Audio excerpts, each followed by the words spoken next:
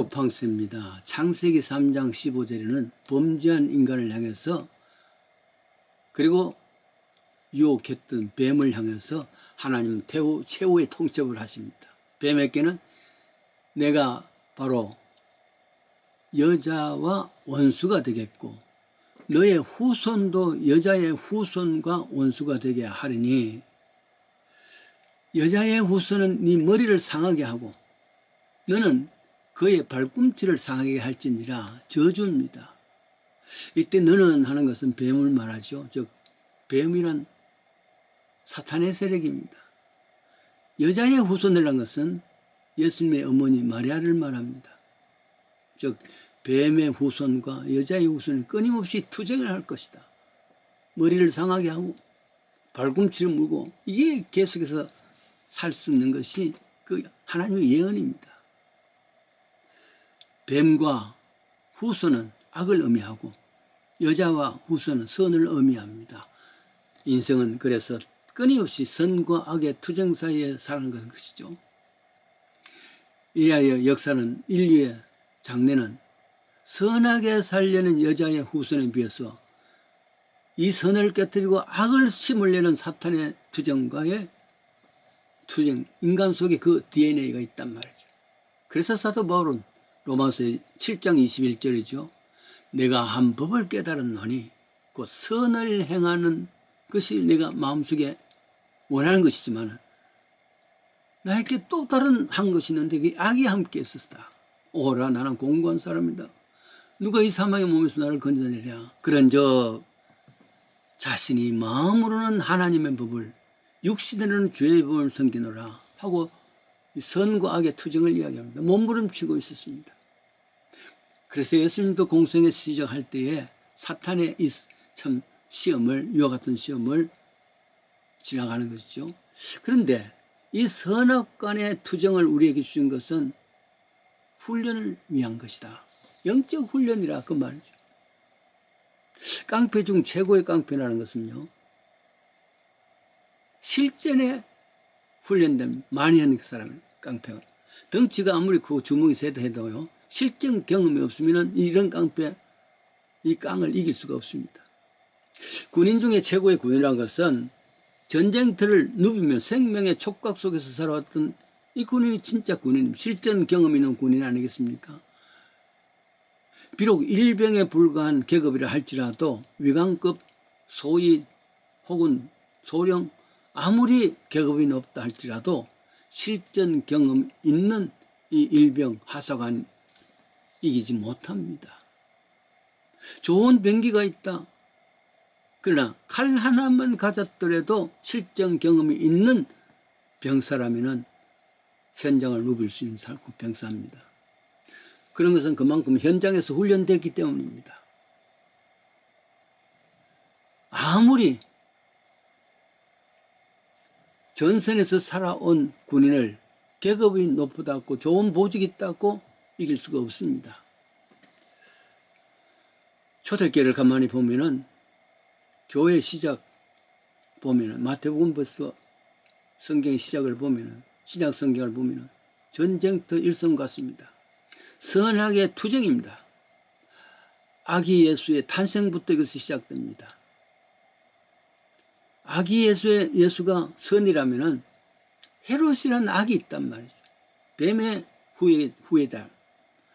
악의 세력인 헤롯 끊임없이 여인의 후손이 되는 예수님을 발꿈치를 상하게 합니다. 여인의 후손으로는 예수님이죠. 그의 제자들이죠. 그를 믿는 자들입니다. 이 선을 없애려는 악이 끊임없이 앞장서서 그것을 보인 사람들이 헤롯이요 그 후손들입니다. 가령 성경에 나오는 헤롯 대왕 예수님 출생 때 동리에 2살 아래 아이들 다 살해시켰습니다. 예수님을 잡으려고 살해하려는 목적이었죠. 그 아들은 예수님을 전하기 위해서 먼저 오셨던 세례요한의 목을 뺍니다. 그 손자 헤롯은요. 사도행전에 나오는데 분봉왕 헤롯이 12 제자 중에 야고보를 칼로 칩니다. 사도행전 12장 2절에 나옵니다. 그러다 보니까 악의 세력은 환호합니다. 칭찬합니다. 우쭐해졌습니다. 그래서 이번에는 제자 중에 수제자가 되는 베드로를 잡으면 더 큰 칭찬을 받을 것이다 생각하고 베드로를 잡습니다. 인기를 얻기 위해서죠. 감옥에 보냅니다. 때가 되어서 내일이면은 야고보를 학살하듯이 이제 없애려는 작전을 합니다. 사실은 이거는 초대교회의 큰 위기요. 문제가 생긴 겁니다. 사도행전 12장 내용입니다. 사도행전 12장 5절에는 베드로는 옥에 갇혔고, 베드로는 옥에 갇혔습니다. 이미. 내일 되면은 참수할 겁니다. 베드로는 옥에 갇혔고, 그 다음에 교회는 그를 위해서 간절히 기도하더라. 빌더라 그 말입니다. So Peter was kept in prison. 그 다음에 나오는 게 그러나 the church was eternally praying to God for him. 헤롯이라는 사람은 악에서 여인의 후손 베드로를 죽이려고 그러고 있고, 그러나 여인의 후손은 끊임없이 기도하고 있습니다. 그 당시에는 선의 세력은 암울하고 전혀 길이 없습니다. 그래서 마침내 뱀의 후손이 승리할 것 같습니다. 그러나 교회는 기도하더라. 하나님이 계셨단 말이죠. 기대할 수 있는 영원자, 창조자 하나님 계시니까 요즘 말하면은 옥에 갇힌 베드로를 위해서 모든 힘의 근원이 되시는 구원자 되신 하나님께 온 백성들이 금식하며 철하기도 했더라. 누가 얘기했습니까? 결과가 어떻게 되겠습니까? 현재 상황은 절박합니다. 베드로는 옥에 갇혔습니다. 내일은 죽습니다. 그래서 두 군사 틈에서 두 쇠사슬에 매여서 누워 자는데 이중 옥문이 갇혔습니다. 길이 없습니다. 그러니 여인의 후손들은 할 수 없습니다. 할 수 있는 길은 모든 것이 막혔지만 하늘이 열려 있습니다. 그 하늘에 기도할 수밖에 없습니다. 사도행전 12장 7절입니다. 호련히 주의 사자가 곁에서 옥중에 광채가 조용해지고 또 베드로의 옆구리를 쳐서 가르되 일어나라 하며 쇠사슬이 그 손에서 부서집니다. 천사가 가르되 나를 따르라. 띠를 띠고 신을 들매라. 그렇게 해서 또 따라옵니다. 첫째, 둘째 파수를 지나서 성으로 통하는 쇠문에 이르는데 문이 저절로 열리더라. 베드로가 그때 정신을 차렸습니다. 기도하는 마가 요한의 집에 이르렀지요. 할렐루야. 옥에 갇히는 시련을 악의 세력, 헤롯의 세력은 끊임없이 시도했지만은 그러나 이런 시련을 통해서 초대교회가 훈련을 받는 것이라면 영적 훈련을 하겠습니까? 훈련받은 사람은 이 악에서 이겨낼 수 있단 말이죠. 유명한 개혁가 루터가 어느 날 꿈을 꿨습니다.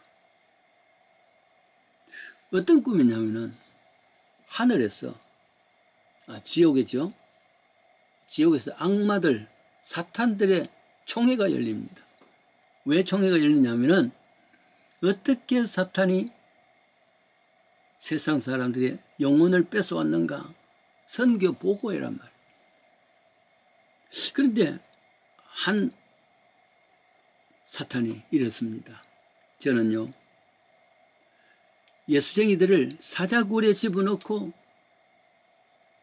그런데도 불구하고 찬송을 부르면서 웃으며 사자굴에 들어갑니다. 내가 한 사람도 그 영혼을 뺏을 수가 없었습니다. 또 한 사람, 또 한 악마가 일어납니다. 저는 바다로 항해하는 예수쟁이들을 밑에 구멍이 나게 해서 다 바다에 수장되도록 했습니다. 그런데도 불구하고 저들은 정말 찬송을 부르면서 내 주를 가까이 하게 하면 찬송을 부르면서 다 웃으면서 죽음을 맞이합니다. 한 사람도 그 영혼을 뺏을 수가 없었습니다.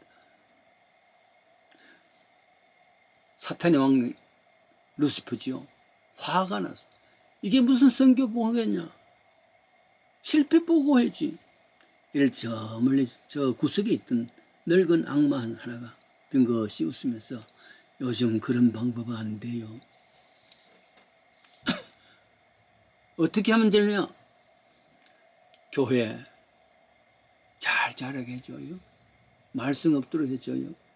그래서 잘 자라게 하면은 자기들끼리 서로 마주하면서 서로 싸우고 부패하게 마련입니다. 교회를 잘 자라게 해주고, 시련이 없고 어려움이 없는 곳에는 영적 훈련이 될 수가 없습니다. 모든 것이 잘 돼주고 있다, 모든 것이 축복이다, 거기는 훈련이 없습니다. 어려운 과정들, 교회도 어려워질 수 있고 개인도 어려워질 수 있습니다. 옥에 갇힐 수 있단 말이죠. 이때 교회는 옥에 갇혔고 교인들은 기도하더라.